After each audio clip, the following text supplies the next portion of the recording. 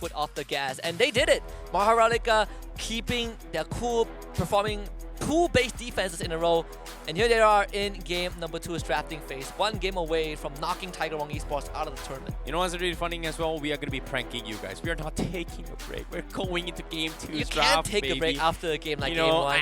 It's got to be heated. It's got to be close. It's got to be pummeled. And generally, I feel bad for Tiger Wong Esports, bro. Woo. No break to think. No break to figure out the strategy. You've got to go into the game. I hope their mental health, their morale are pretty much intact, because as of yet, after taking a beating like that from MHLK Esports, bro, that's... I'm gonna help you. I'm gonna help you out here, right? Since your prediction is Tiger Wong, they have been in this position before. You know, they have played full series. You know, they are pretty much the only team has played the most amount of games out of every single team because of how many 2-1s they have. Yeah, exactly. So they have been here before. They have been here before. Considering this game, I don't I don't think it's gonna be a 2-1 game for Tiger Wong Esports anymore, because, like, logically speaking, I've never seen anyone come back from a tilt like that.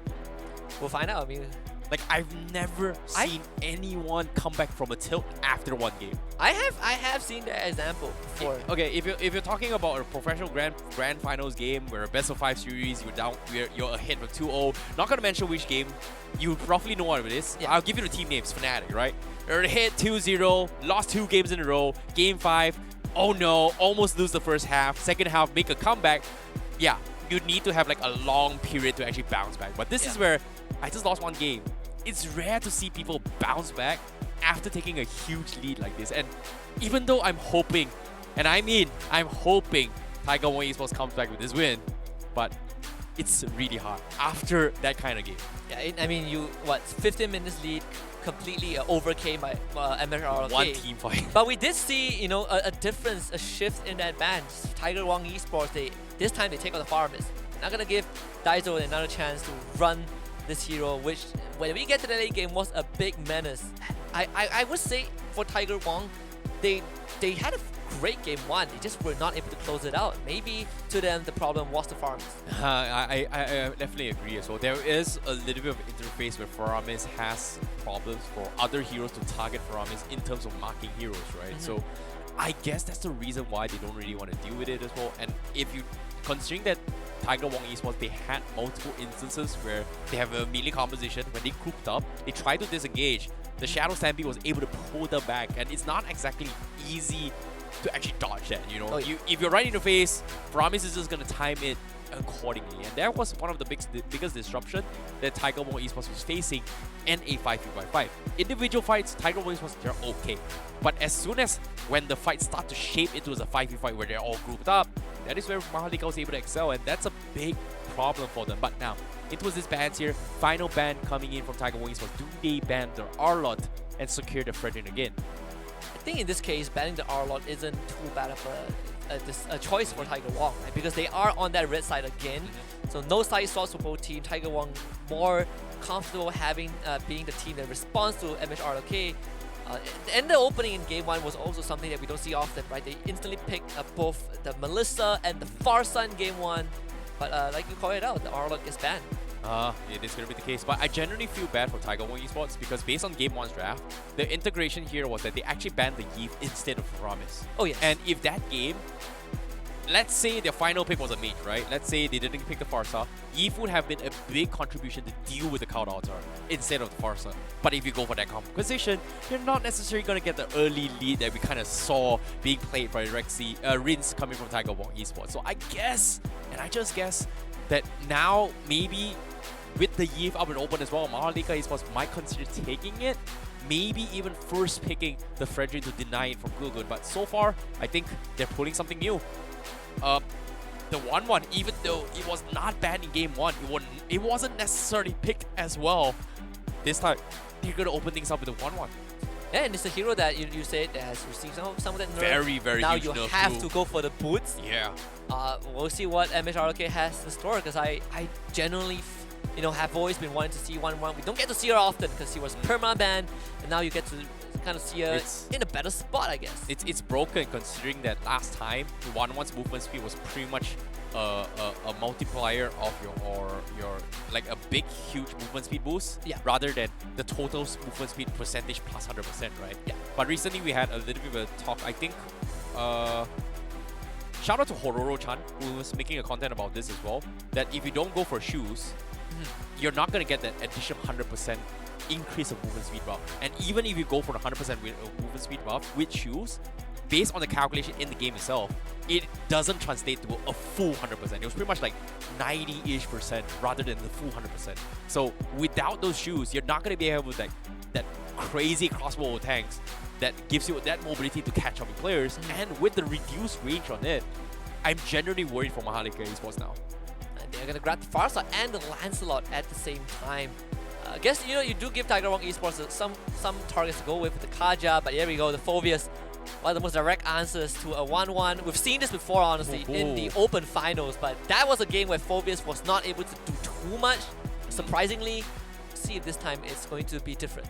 You know, I genuinely feel bad. Like, imagine if Dadi Dudu had a Kufra pickup against the Lancelot. Maybe, and just maybe, it would have been a little bit better. But as of now, they are going to try and deny comfort picks coming from MHRLK Esports, and I like that they're respect banning all the heroes coming from MHRLK Esports, and it is a fact how annoying CJ was with his Grok. He was able to threaten the backlines, he was able to zone out properly, even though he's not the frontline tank with those guardian barriers, and I like this pick adaptation coming from Tiger Wong Esports. But the problem here is, can MHRLK Esports execute the same composition? Because considering how early game was in Tiger Wong Esports territory from game number 1, game number 2, it feels like Tiger Wong Esports is banging on the fact that we are going to dominate the early game. We don't want you to drag this in the later stage of the game, and that's exactly where MHRLK will shine the most with this Lancelot. And MHRLK, they are starting to get rid of the goal laner, right? Ending out the Melissa, taking maybe a Beatrix or Carry to come next, shut down a Saffriel. They are also still looking for that XP laner for themselves, and without the Grok, I think we're going to see a more standard XP matchup. We saw the Lapu in the previous game for Tiger Wong, but in this game, a part of me feels like Yuzong isn't too bad of a choice for MHRLK. Yeah, it feels like it is a pretty okay draft as well. Most likely this Phobia is going to be on the XP lane for Tiger Wong Esports, right? So there are not a lot of good heroes. Sorry, there are actually a lot of good matchups against Phobias, right? Like, I think, what was it called again? What's Gideon's favorite hero again? Oh my goodness. Terisla. Terisla, yeah. Terisla being played on XP lane is a pretty decent one to actually match against it as well. But Esmeralda, with the recent patch updates as well, it allows Esmeralda to play a little bit more auto tech, which also benefits from the shields coming from Phobias. So I like that MHRLK was able to adapt this. But this forces Tiger Wong Esports to be in an awkward position. You want the Phobias to counter 1-1, but at the same time, he's being countered by the Esmeralda. So Tiger Wong has a composition where it's all in or nothing situation. And for Tiger Wong, you have those direct counters per se, but you look at the bigger picture. Who do you grab as a Kaja, right? It is, I think, so much more difficult compared to last game, where you have a clear target to go for. 1-1 does have the tools to get rid of that Divine Judgment, and on top of that, now you have multiple targets leaping towards that backline. Eve isn't necessarily safe from MHRLK. Yeah, this is where things get a little bit difficult as well, because it feels like Tiger Wong Esports, they are forcing desperation plays, and now with the Ling on this final pick, this is where it allows Tiger Wong Esports to get a little bit more split push potential. But all in all, once again, I am liking MHRLK Esports a little bit better, even though Tiger Wong Esports has a very, very difficult task, because as of yet, they have a very, very risky composition. And hopefully, based on game 1, they're able to isolate fights again. It is going to be swinging in their favor. Yeah, in game number 1, they had the tools to really get that big lead that allowed them to even keep MHRLK in the base. But I think at the start of this draft, you did mention that Tiger Wong, with this iteration, it's going to be harder for them to have that lead, especially when we talk about the lack of a Farsa and then pivoting towards the Eve. The win condition feels a bit more different for Tiger Wong. Yeah, it is going to be very, very different as well, and hopefully they were able to find back their tournament lives, because as of yet, this is their elimination match. One game away from being eliminated from the tournament. And MHRLK, one game from advancing to the lower brackets. And without further ado, this is MHRLK Esports going up against Tiger Wong Esports. Game number 2, Philippines versus Indonesia. Talk about Philippines having a great opportunity to thin down the numbers of Indonesian teams in the tournament. And I mean, game 1 is going to go into the history books for sure. And if MHRLK can close this out, we can confidently say that we got to commentate one of the best series in this entire tournament. And it's not even the grand finals yet. We are still at top 8. Oh, this is tough. This is indeed tough here. But as of yet, MHRLK Esports, they only have one game plan, which is pretty much early game. If they can slow down Gugun's farm, deny some of this purple buff, it's all good. Because a Ling without a purple buff is just a useless flying squirrel. In this case, Tiger Wong Esports is not going to be playing the squirrel much. It is going to be the flying tiger.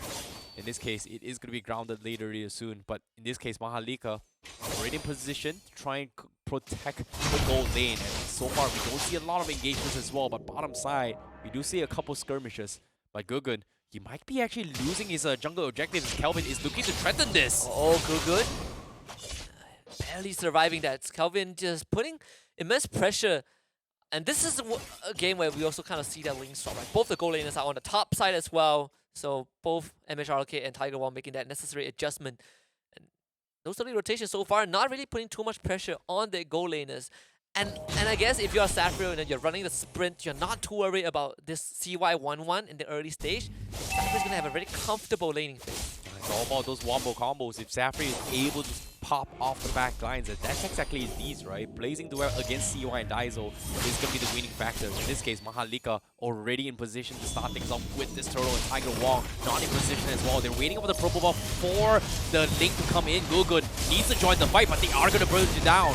And the turtle goes over thanks to Kelvin. MHRLK, can they get NAX out? It's Gugun on top of him. That's first blood for the Phobius. Tiger Wong at least getting something in return. Oh boy, they waited too long, but that's the thing about Ling. Ling without purple buff can't exactly get hit too early in towards the turtle. And MHRLK, they understand those timings, start things early, get the advantage, and then try and challenge a fight. And because of this, they get one kill. But with the turtle buff denied from Gugun, he's not going to be able to snowball or get potential kills, taking advantage of those true damage buffs from this turtle buff. And this is going to give a little bit more space and room for MHRLK to drag this out even longer for this 1-1.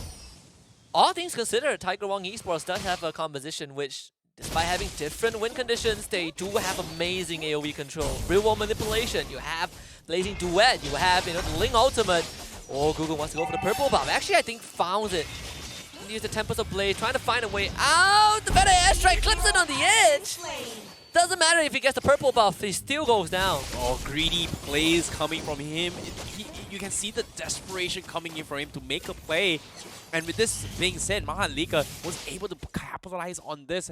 And with that play coming in, it's going to completely slow down the entire momentum that Tiger Wong Esports needs to bring to the table. And MHRLK, they're happy with this because right now, they are going to force a fight. Do they though, getting pulled back as well. CY trying to put some pressure on the turret, but it's going to be a tough task. Bit outranged by Saffro. MHRLK not able to find that kill. A little bit of salvaging point, right? Coming down to he throws his body for you here, making sure that they don't have the tools to actually punish Saffro. Because as of yet, the saving grace from Tiger Wong Esports is Saffro eventually coming back into the game. Right now, you can see that across the map, Gugun is trying to play a little bit of across map plays, but at the same time, MHRLK, they're not taking advantage of all this momentum here. Second turtle up for grabs, and I don't think Tiger Wong wants this, but at the same time, they're throwing bodies for this. And MHRLK, they're all grouping up as 5. Prince forced the flicker out also. Rexy getting a good timing for the Clock of Destiny. Turtle dropping low. Gugun waiting for the opportunity to go in for the steal. It's a try, but Kelvin once more.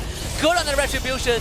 Gugun pops that ultimate. Real Woman Collision is dead. A lot of control. Rexy in the front line. 93. No flickers for the drag. tries to kidnap Daiso, gets him to flicker away, and CJ now in the midst of things, but it's Gugun winning that fight, taking down Esmeralda, Tiger Wong winning these skirmishes, and again walks away with a kill. Oh, that should not have happened. Tiger Wong Esports, they knew for a fact that they shouldn't be taking this fight, but at the same time, as soon as MHRLK set up CY up top, they chose to dive a 4v4, and because of this, MHRLK could have won the fight, but without the 1-1 in play, they were pretty much completely in shambles, zoned out by a Phobias. And now Tiger Wing Esports has a little bit of breathing room for this Link to actually make a play. And as you can see, based on the items as well, he's close to his next Berserker Fury. In this case, once that is up, this is where he's going to try and threaten the Farsa's life a little bit more. Daiso needs to be a little bit more careful with his position for MHRLK. Yeah, and unlike game number 1, Tiger Wong Esports, they didn't get the initial 2 turtles. So MHRLK, they do feel a bit of that relief. Sapphire once more getting one of the best possible games in this gold lane, just uncontested from the beginning. Yeah, this is exactly what they need as well for Tiger Wong Esports. Despite the blunders coming from Gugun, he was able to salvage it a little bit more. But as of yet, he's level 9, and Kelvin is also mirrored to level 9. And I was expecting a little bit more. But as of yet, let's take a look at the gold earned so far. CY is top of the net worth alongside with Sapphire. And CY topping up a little bit in the upper edge. And as of yet, he's not going for shoes once again. This is a big problem for MHRLK Esports if you think about it. The recent change comes in, stating that without shoes, 1-1's crossbow tanks would be able to play catch-up as we expect from before. So this will eventually bite him in the butt if he doesn't buy those shoes. I think it is. Do you feel like it is just MHRLK feeling very comfortable that they're going to run the same kind of draft front to back so there's no need for one to play matchup? I don't know, but with this fight coming in, Tiger Wong. Try again, better airstrike use, Rexy just trying to reset that ultimate front, back, and center, having a shield to keep him alive. They're gonna flicker in, Daiso trying to go for the kidnap, actually drags Daiso as he's trying to fly away mid-air, they swat him out of the skies. Daiso! Are you kidding me? He's still alive. Kelvin even gets the turtle in the meantime. And Vince goes down to CY, Rexy in no man's land, Google Seishiro dropping low, executed by Kelvin. MHRLK somehow wins that fight, and Rexy, he is not getting out of this for sure. And Kelvin will get a free kill. Oh my goodness, the sacrificial play coming in from Rexy. He knows he was out of position, doesn't want to give the kill to Kelvin, rather give it to the roamer, and that is gonna be a good comeback coming from MHRLK Esports. Great outplay coming from Daiso, but Tiger Wong Esports, they overextended and did not sync up with Daddy Do That Do at all. And because of this, CJ was able to completely shack through all those shields. And eventually, CJ is going to be once again a big problem for Tiger Wong Esports to deal with this Esmeralda. They've got solutions for CY, they've got solutions for Kelvin, but where's the solution for CJ? And it's CY, he solo killed the Eve off screen as well. So we were starting to see that bit of that build up for MHRLK. 3 turtles, all in their favor. And Daiso, he even committed a flicker for the far side, and Daiso somehow was able to fly away. MHRLK now turning their attention onto Sapphire. They need backup quickly. Better airstrike to start it off. Sapphire with a blazing duet, buying a bit of space. They get the kidnap. This time Daiso will not make it out alive. Rexy is there with that ultimate. The 4-bit going for the reset. NIX next on the list. But Rexy is just gonna commit for it. What an absolute man like Rexy. You cannot do it. Finally taken down by CY. And Daddy Duredo, next target for this 1-1. Forced to flicker. What were you thinking, Rexy? He could have gotten out, but the tier 1 was standing, and now Sapphire, he might be dying to this as well. And no, my goodness, Kelvin, what an outplay, Riz. You've got to redeem it for your boy. They trade 1 for 1. But eventually, CY is still coming up on top with this gold lane for MHRLK. But Tiger Wong Esports making a lot of sloppy mistakes now. And this is going to bite them. And now Daddy Do That Do, he gets pulled back from the I'm Offended. And MHRLK just, oh my goodness, complete decimation. A lack of, it feels, Tiger Wong feels that they're disconnected, right? And Rexy, he fully commits, but his team, they were not ready to follow up. CJ and NIX trying to contest the purple buff. Don't want to give it over to Gugun. He's going to finally join his team. This should be secured by Tiger Wong Esports. But all things considered, just a 2,000 gold lead for MHRLK. But CY is having a fantastic game so far. 3-0 on this 1-1. Yeah, and as of yet, CY, despite not having the shoes, he's still very confident of movement speed here. And this Lord coming in, it is going to be very, very slow, and it is going to be secured by MHRLK, guaranteed for them. But Tiger Wong, let's take a look at this as well. They're trying to trade off on the top side. Safrio, dropping pretty low, but as of yet, he's in a little bit of trouble. He's thinking of killing off this Esmeralda. He does have the damage. They're going to go for the threatened, but at the same time, he's dropped out pretty low. It is going to be good. It saves the day, kills him off, but eventually, the rest of the team from MHRLK is here to stop the track. Can they get out? The crossbow attacks from CY gets one, sprays it over to Gugun, and gets a double for CY. And just like that, Tiger Wong, they lose the Lord trade, they lose members for this, and CY left out of control. And MHRLK is just so much more dominant in this game too. I mean, game 1, we saw this amazing comeback.